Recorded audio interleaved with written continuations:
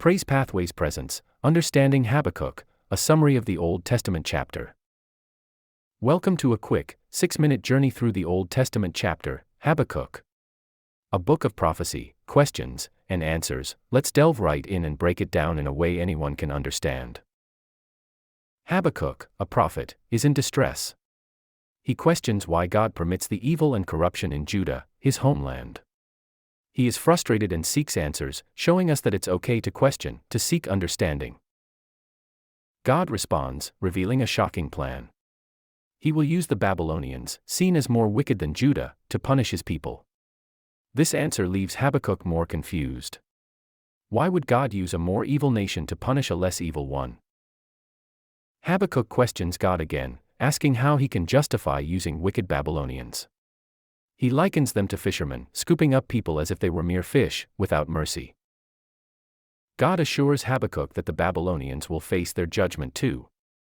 In God's omniscient plan, no one is exempt from the consequences of their actions, even those he uses as instruments for his purpose. In a vision, Habakkuk is shown 5 woes that will fall upon the Babylonians. The woes predict the fall of an empire that has built its wealth and power on dishonesty, violence, and exploitation of the vulnerable. We are given a clearer picture of God's character. His justice may not always be immediate, but it is inevitable. He does not overlook wickedness, even when it appears to go unpunished for a time. Habakkuk then records a prayer.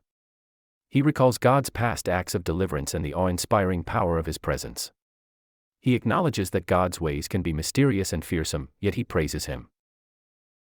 The prophet recognizes God's sovereign hand in all events of life.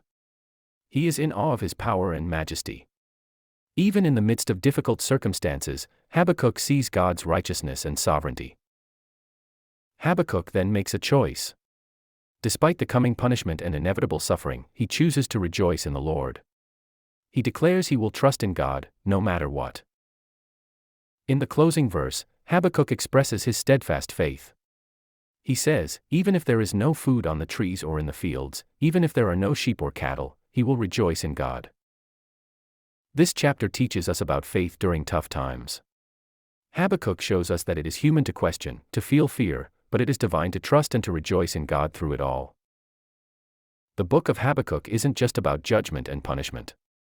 It's a testament to the power of faith, showing us that even when things don't make sense, we can still trust God's plan. We learn about God's character. He is just, powerful, yet merciful.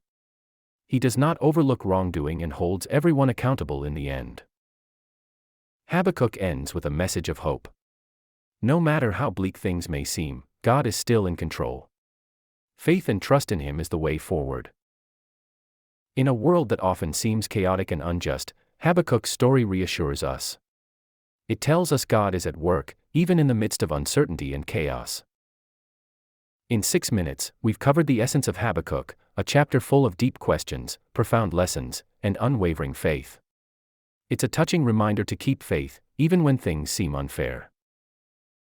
Remember, faith isn't without questions.